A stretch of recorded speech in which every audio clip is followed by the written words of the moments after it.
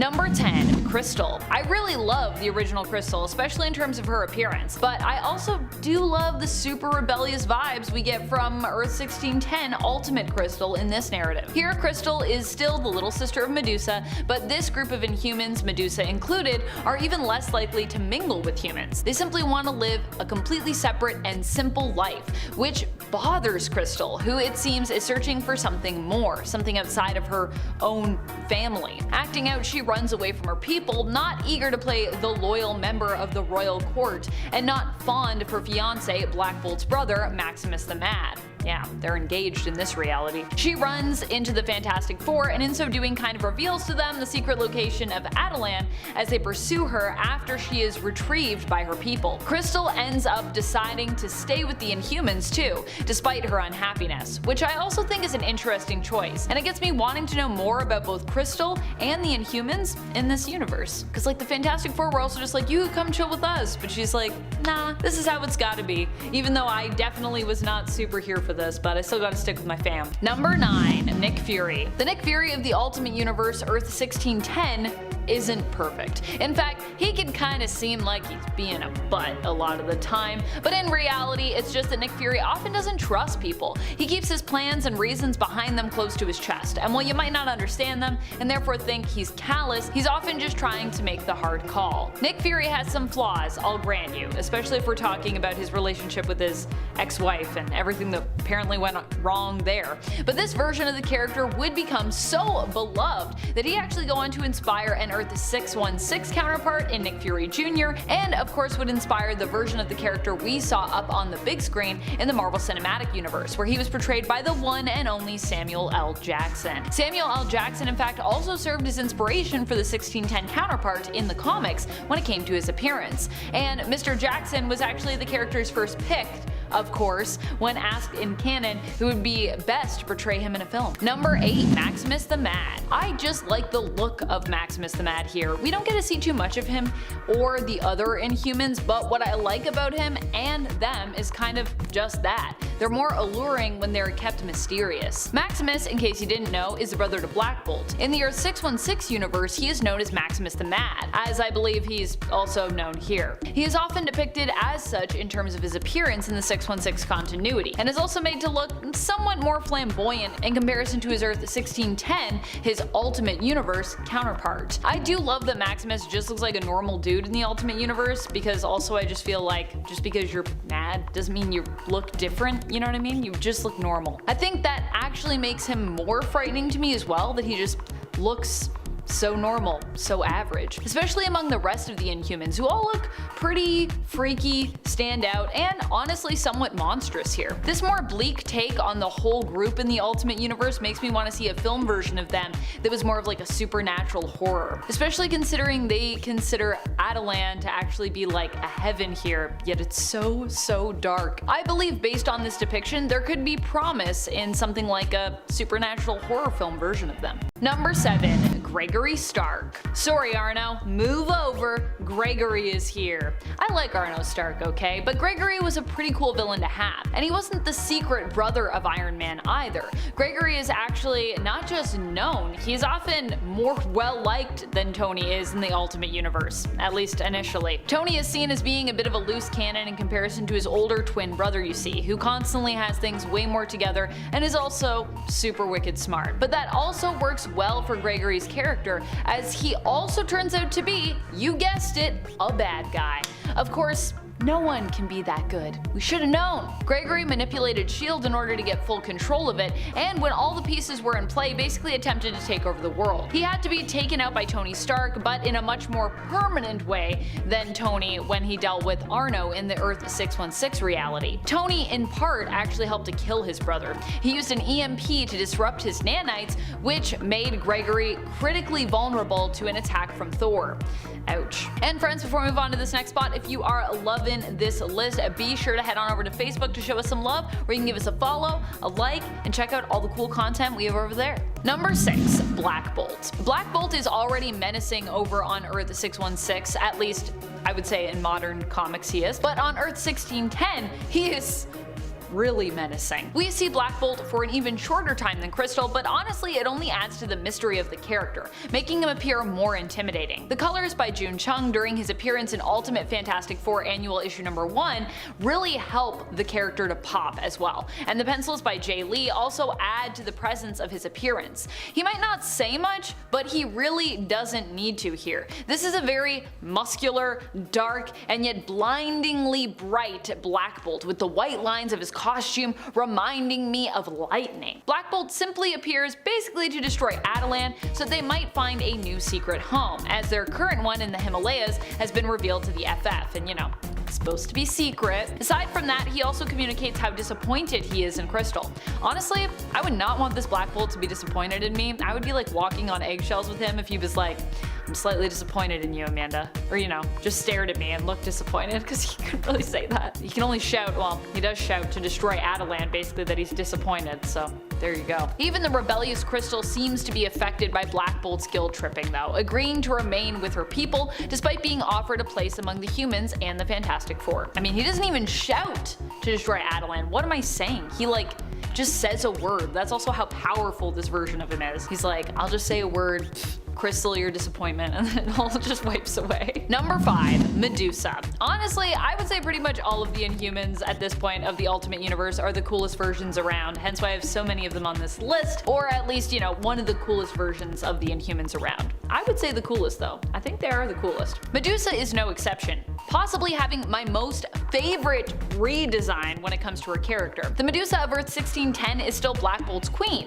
but seems to have been named for her familiarity and appearance to the Gorgon of mythos, Medusa. This version of Medusa has snakes for hair. She also happens to be steadfastly loyal to her people. As I said before, we don't get to see too much of the Inhumans, but we do know that Medusa believes the Inhumans are basically superior to humans, and that distance should be maintained between their race and the humans in order to basically preserve their own culture and their own abilities. Medusa also expresses here that she has come to love her husband and accept him for who he is, despite the fact that he can never really show his love for her, at least not vocally, which apparently is like a really big thorn in her side, because she seems to be very upset about it. She's like, Crystal, get over the fact that you don't want to hang out with us. Like, Black Bolt can't even talk to me, okay? If I can deal with that, you can deal with Maximus, okay? Let's just figure it out. Number 4. Hawkeye. Hawkeye actually has to be one of the coolest heroes in these comics, and no, I am not joking. The way they revamped this character was so impactful that the version of the character was a major influence on their MCU counterpart when it came time to pen down what that Hawkeye would be like. Clint Barton in the comics is known for being a hot mess typically, but in the Ultimate Universe, he was much more secretive, but also had a family. Tragically, his family ends up being found and killed in the process of enemies trying to hunt him down. When he is captured and severely mistreated by said captors, what does he do?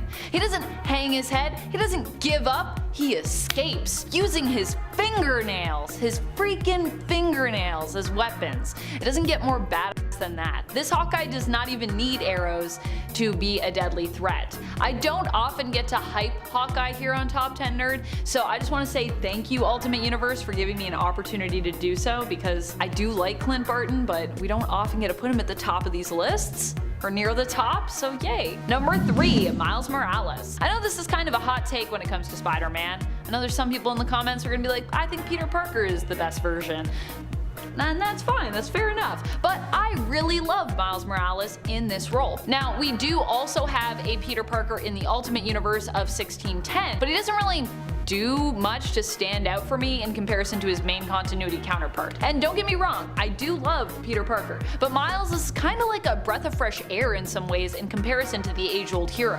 Why? Well, Peter has a tendency to be like really hard on himself, and aside from that, he's surrounded by tragedy at times. Honestly, there are runs where it feels like every time Peter like turns a corner, a new tragedy might just be like awaiting him around that corner. Miles actually has a family still living, and while he did lose his mom in the Ultimate Universe, it never really felt like a constant unresolved loss, like the death of Peter's uncle Ben or his first love Gwen Stacy on Earth 616. And Rio, Miles' mom, is actually back now that the 1610 Miles has been permanently displaced, taking up residence in the 616 reality, and his family obviously is there with him. Miles also just has super cool powers. On top of much of what Peter has going on, Miles can also camouflage himself, and he has Venom Blast powers, so gotta give it to him. Sorry. Number 2, Gwen Stacy. Gwen Stacy is such an underrated character in the Marvel Ultimate Universe. On the Earth of 616, Gwen is, well, she's dead. Or she's probably dead. She might be showing up again soon, apparently, but it's probably a clone or like a trick or something. I don't believe it's the original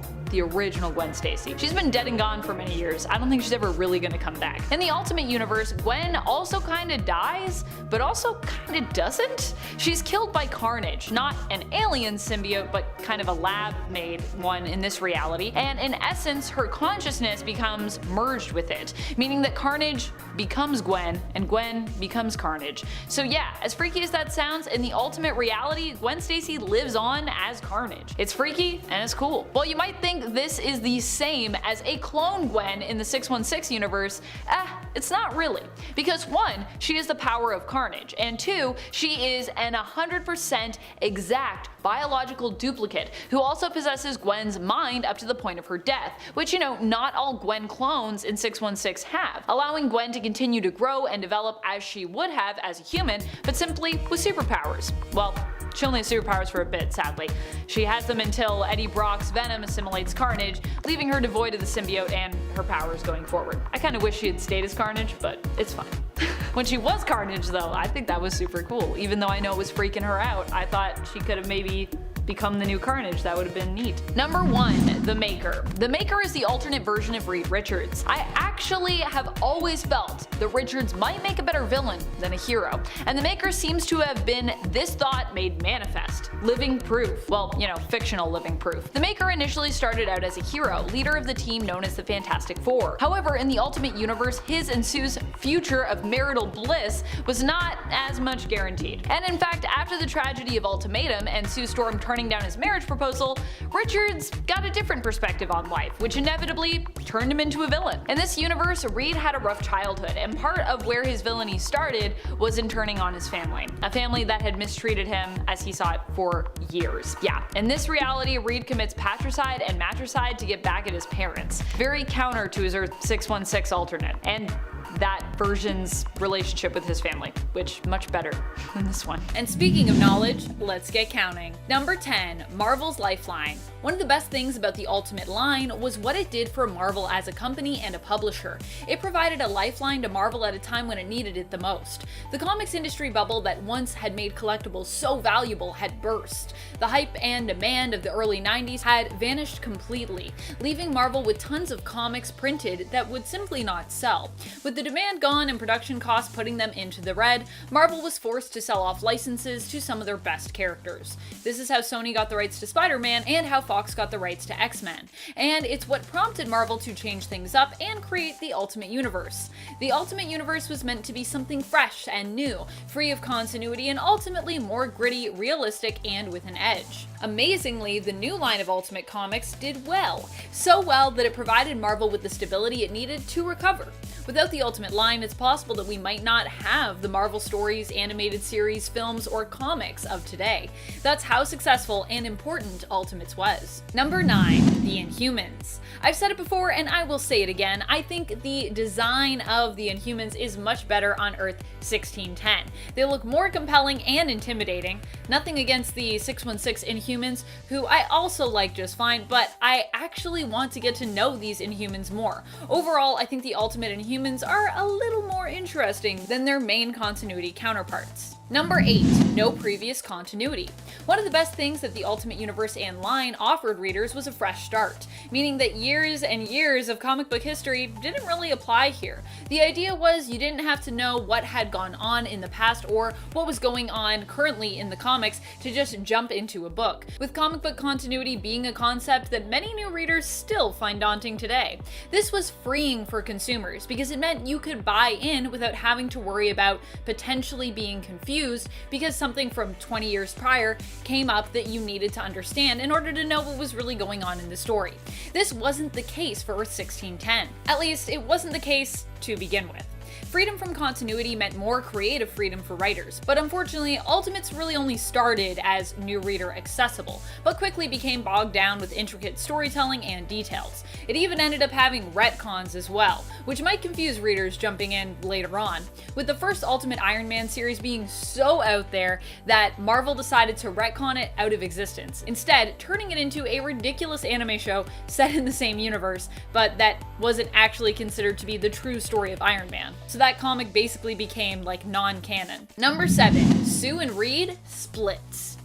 Finally, this reality is one where Sue seems to be more aware that Reed can never really fully commit to her. He proposes right before Ultimatum goes down, and they are faced with a giant wave as a result. Sue manages to push the wave back, but slips into a comatose state as a result, prompting Reed to go out looking to punish the villains and abandoning Sue, leaving her with the Thing, aka Ben Grimm. In the Ultimate Universe, Reed and Sue actually don't end up together in the end. In fact, Sue, after she's revived, finds out about a sinister plot of Reed's, realizing that he has become a villain. Ben attempts to try and explain how Reed could just be up to something that they both don't fully understand, but Sue is over making any more excuses for him, implying that she never wanted to marry him to begin with. In fact, Sue and Ben actually end up together, with Reed becoming a villain. For some reason, I actually find this to be just a better fit for these two characters, just in terms of their overall paths. As much as they've had some pretty sweet moments together on Earth 616, the couple has also had major problems over the years that sometimes seem just to get swept under the rug so that we can, try to keep them together without any resolution of those problems. This, however, provides us with some resolution and consequence for those moments, and it kind of addresses some of them, which I like. Just feels a little more realistic. Number 6, Nick Fury. Another great thing that the Ultimate Universe gave us was a new Nick Fury that was so successful he actually became the new version of Nick Fury in the main continuity, and inspired the MCU version of the character as well. Hilariously enough, Samuel L. Jackson's likeness inspired the redesign of the character. Fury would even acknowledge that Jackson would be his top pick to play him in a movie. The story goes that originally Samuel L. Jackson was actually not too happy about Marvel using his likeness without really asking him or without any compensation or conversation about it, but when he contacted them, they actually apologized and offered him the role of Nick Fury in any future films. Jackson supposedly was appeased and accepted the offer, and the rest, they say, is history. Today, I personally cannot imagine the MCU without him. Number 5, Death. Wait a minute, Amanda, didn't you just cite death as being a bad thing on your worst list? Yes, I did. We were talking about Ultimatum. But that was more death for the sake of death, not death in general. I actually enjoy when characters die. Well, I don't enjoy when they die, but more that I enjoy the finality that death invites. I like death as consequences, but more than that, I like the higher stakes that it gives us. If anyone at any point can die, it means that everything is more exciting because, they might not make it back from that mission.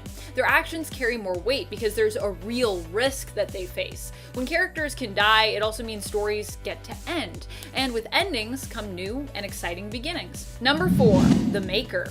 Talk about unique spins on characters. The Maker definitely offered us a completely different take on Reed Richards, one that was more modern and actually felt like it kind of fit better, not just within the world, but within a more current day and age. I think a huge issue with the Fantastic Four that we see when it comes to adapting that team to sort of a film setting in the modern day is that the heroes are kind of stiff. They're definitely a product of the time period in which they were created, a perfect and kind of wholesome family unit. The Ultimate Universe shattered that expectation, broke up the Fantastic Four team, and gave us the amazing villain that is the Maker, a version of Reed Richards whose love and dedication to science actually makes him a horrifying, immoral, pretty much mad scientist type, if a mad scientist could somehow also be disturbingly sane and logical. The Maker is one of the best villains to have ever existed in comics in general, not even just within the confines of the Ultimate Universe, which of course the Maker would also literally break free from in the comics. Number 3, Ultimate Spider-Man. Although there were many problems when it came to the continuity of the Ultimate Universe, the Spider-Man series was not one of them. In fact, Ultimate Spider-Man was more celebrated for being a breath of fresh air that remained consistently coherent throughout. To this day, it remains some fans' favorite Spider-Man comic series, period, and not just one of their favorite series within the Ultimate Universe. Some even hold this series above any of the Spider-Man main continuity stuff. Why was the Spider-Man series so good from Ultimates? It had a sense of finality, and it wasn't wishy-washy. It committed, it followed through, it offered fresh new takes on characters, and whether or not you loved all of those new takes, you had to respect them. Most of those changes were made to make Spider-Man's stories and characters feel more grounded, more realistic.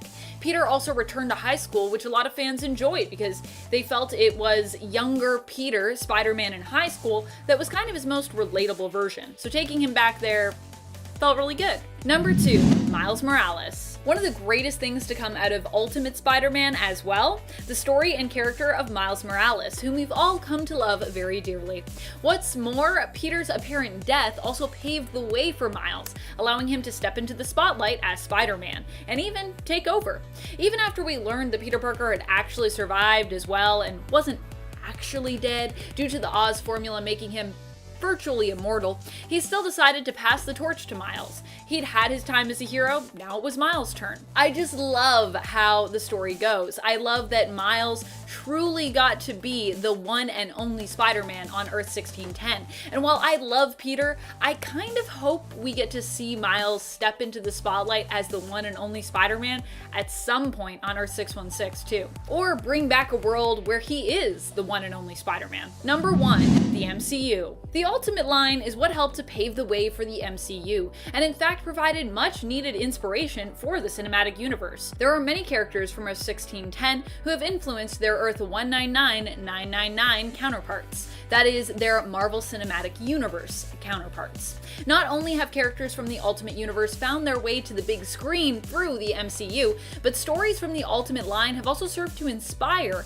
some of those told to us in the films. Number 10, Death of Spider-Man. Well, the death of Spider-Man, the first time around, felt a little rough and brutal. When we took a second swing at it with Brian Michael Bendis building the narrative and giving it room to breathe, it actually ended up being one of the most powerful moments within the existence of the Marvel Ultimate Universe. Peter Parker as Spider-Man is a character you never expect to die, which is what makes it so shocking and painful when it happens, and it feels extremely permanent. Fortunately, or unfortunately, depending on your take, we would learn later on that Peter actually was able to survive thanks to his powers' ties to the Oz formula. Still, Peter would basically decide to keep his resurrection and secret immortality a secret, and pass the torch of Spider-Man officially on to Miles Morales, who in the Ultimate Universe, and now also in Earth 616, is also Spider-Man. Number 9, Kitty Pryde and Peter Parker. Kitty Pryde and Peter Parker on paper kind of seem like a weird couple, but in the Ultimate Universe they really worked well together. In fact, I think Peter might actually be one of my favorite picks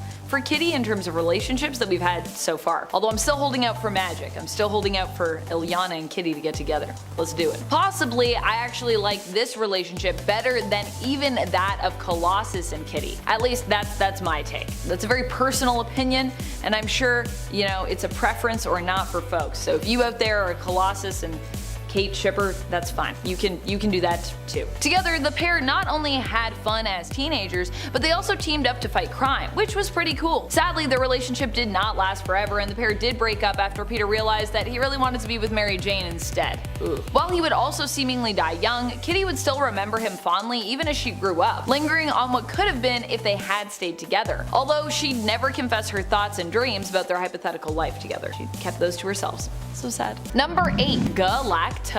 The thing to remember about the Ultimate Universe is one of its mission statements was to offer a different look at the Marvel world that was more grounded in reality. Well, there were a few things they were trying to do, but this was one of the things among them. They also wanted the Ultimate Universe to be a stark contrast to the main continuity, and it seemed to favor more of a gritty or edgy take on Marvel canon, and it aimed to eliminate the unapproachable elements of Marvel Comics by making sure stories weren't bogged down by years of established history and continuity for characters and events. Which means that when you go to a comic shop, anyone that walks into that comic shop can pick up an Ultimate comic and be like, I know what's happening. This is easy. When it came to Galactus though, the reason he really had to be changed is because the idea of a cosmic giant with a weird hat who eats worlds in the Ultimate Universe It's kinda silly. It doesn't feel very grounded in reality, does it? Instead, they turn Galactus into Galactus, a drone army that devours worlds as a massive group of city-sized robots flying around space. Which honestly, it might also be more terrifying than the original version of this character. Galactus has since merged with the original villain of 616, Galactus or Galen, so now it does look like a giant Galen still, which is a little unfortunate, but this also made the entity more powerful between both worlds, so still pretty scary, even though now kind of ruined the whole, getting rid of the silliness look. That's what happens when the Ultimate Universe dissolves and is folded back into sort of the main continuity. Number 7. Sue Storm and Ben Grimm. Sue Storm and Ben Grimm aren't generally the most shipped couple in the Marvel Universe, but that simply might be because Reed Richards is in their way. In the Ultimate Universe of Earth 1610, one of the cutest and most endearing relationships is actually the one between the two FF members. Here, Reed still held a flame for Sue, but when he proposed to her following Ultimatum, Sue, instead of accepting like in 616, actually said, "Nah, I'm gonna pass on that." This was part of what really messed up Reed, but also helped to bring Ben and Sue even closer, allowing a romance between them to blossom. In the Ultimate Universe, Ben and Sue get married, and they even have a daughter together. And friends, before we head on to our next spot, if you are loving this list and you're loving our content here on Top 10 Nerd, be sure to head on over to Facebook where you can follow us, and where we'll have lots of fresh, cool things coming your way soon. So check it out so you're there first. Number 6. Thor. Thor is another fascinating take on a character we feel we know so well. Although in the end, Thor did turn out to be Thor Odinson, son of Odin, who was made to forget his true identity on Earth. For a good while, we weren't so sure that was the case. Also, saying Thor Odinson, son of Odin, is such a weird thing to say because you're kind of saying Thor, son of Odin, son of Odin. The reason why we were so eager to believe that, hey, maybe Thor isn't actually Thor, is that the Ultimate Universe was touted and marketed as being a fresh take and less bogged down continuity-wise to that of Earth 616 and their characters. So we were like, hey, maybe they are reinventing this status quo. Thor initially appeared to be a delusional man who believed he was Thor, but was kinda like out of his mind. For his power, he heavily relied on weaponry and his suit to produce thunder and lightning, which allowed him to appear godlike. However, in the end, we learned that Thorleif Goldman really was Thor Odinson, but had been manipulated into forgetting his true identity more clearly. The character design alone here is enough to make Ultimate Thor one of my favorite things about this universe. Number 5. The Spider-Men meet. For many years, Marvel did their best to keep Ultimate completely separate from Earth 616, but eventually, the inevitable crossover between the worlds had to happen. We all knew eventually it would come around. The really cool thing about this though, it brought together Earth 616 Spider-Man Peter Parker with Miles Morales' Spider-Man from Earth 1610. Not only that, but Peter would also get to learn about his own seemingly unfortunate fate in this reality and cross paths once more with a living Gwen Stacy, who in the Ultimate Universe dies but is reborn again thanks to the lab-created being which killed her in the first place, Carnage. And for a time she even gets to be Carnage, which I thought was pretty cool. Short-lived though. Number 4. Colossus' secret. Colossus and Kitty don't end up together like how they do in the main continuity. Instead, Colossus is revealed to have a secret here when it comes to his sexual identity. Turns out the Colossus vs 1610 is actually gay. The challenge of him living as a closeted gay man makes him an even more interesting character in the Ultimate Universe, adding another layer of what it can be like to feel other, in addition to Colossus already being a mutant, so that's a huge part of his backstory as well. Colossus does get outed, but considering how masculine of a character he is, and how burly, he also provides a more diverse look when it comes to how gay men are usually depicted in mainstream comics. There are some that are burly, but definitely not enough. I feel like we need to diversify that a little bit. Number 3. Kitty Pryde leads the X-Men. I am a big Kitty Pryde fan, as you may have garnered from all my time spent hyping the current heroic Marauders mutant team, and Kate's place as their leader. Not to mention her new look as well. I am here for it.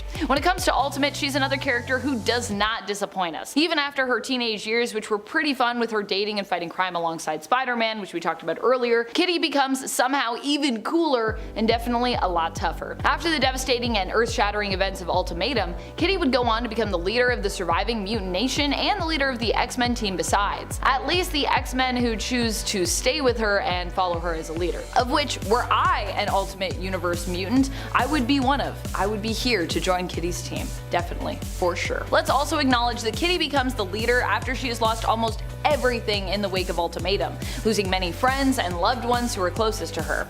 Kitty is strong. Number 2. The creation of the Maker. One of my all-time favorite characters that we've gotten from the Ultimate Universe has to be the Maker. The Maker is one of the best villains within and without Earth 1610, as he happens to be one of the few characters who made the move over from 1610 to Earth 616 after that universe was seemingly destroyed. That's how you know he's cool. Although don't worry, the Maker does appear to be working to restore the Ultimate Universe and has since brought that world back. What's even more wild is that initially the Maker was none other than hero and leader of the Fantastic Four, Reed Richards, proving just how rewarding and refreshing it can be to try something totally different with an established and widely predictable character. Also, I feel like I like Reed better as a villain. I feel like I like his Ultimate Universe counterpart better. Is that a hot take? I don't know. I don't think so. I think a lot of people feel this way. Number 1. Miles Morales Unmasks. One of the greatest characters we've gotten out of the Ultimate Universe, other than the Maker obviously, has to be Miles Morales. He also happens to be one of the few characters who has stood the test of time when it comes to surviving the destruction of his home universe, reality of Earth 1610. Instead of dying with many of the other residents of the Ultimate Universe, Miles ended up being saved and even returned once more on Earth 616, where he was permanently moved to after the events of Secret Wars. I mean, come on. You know you're cool when you get moved from an alternate reality to the main one, just to save you and your family. Miles unmasking was a huge moment for Marvel as they introduced us to a biracial Spider-Man who is not only a stand-up hero, but is also just a really solid character all of his own, as opposed to being a carbon copy of Peter Parker's Spider-Man, which I feel like there's gonna be some people in the comments who are gonna be like, I think he is a carbon copy, but I really don't think he is. I think Miles has a lot of different stuff going on. It's definitely not usually as negative as Peter. No offense, Peter, still love you.